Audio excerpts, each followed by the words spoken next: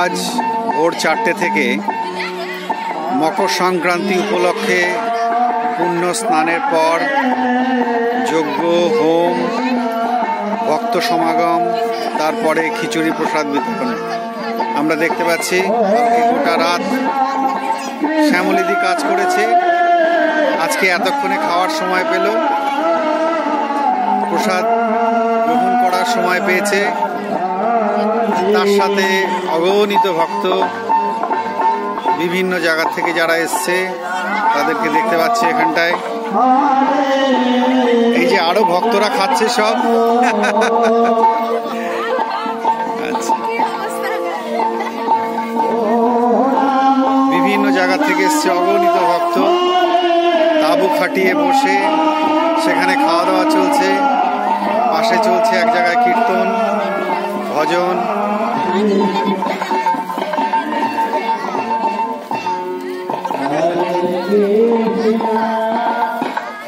অগণিত ভক্তকে দেখতে পাচ্ছি এখানটায়, সেই সাথে খাওয়া দাওয়া চলছে, প্রসাদ গ্রহণ চলছে।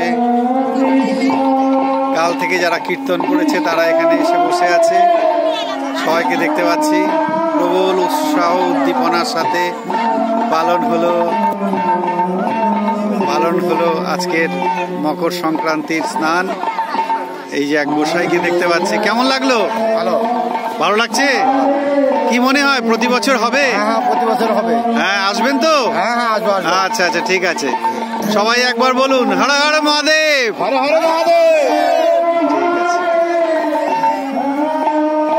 আরো ভক্ত দেখতে পাচ্ছি আসছে, ওইদিকে রান্নার কাজ চলছে।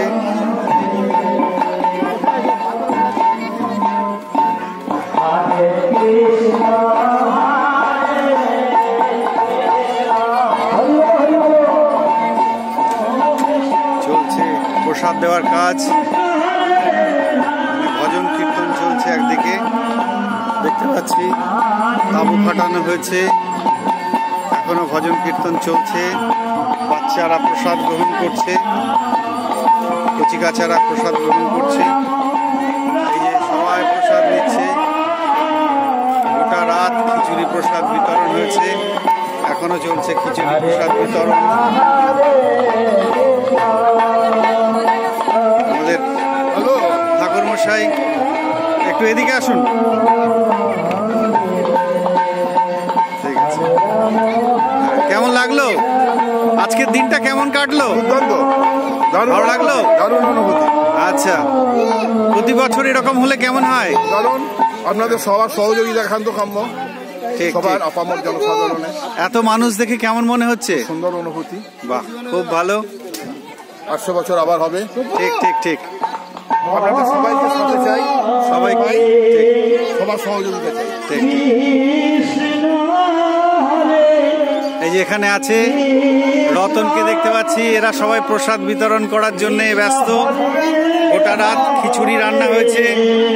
এদের অকুণ্ঠ পরিশ্রম, সহযোগিতা ছাড়া এই বড় কর্মযজ্ঞ সম্পন্ন করা সম্ভব হতো না। যে যেখান থেকে পেরেছে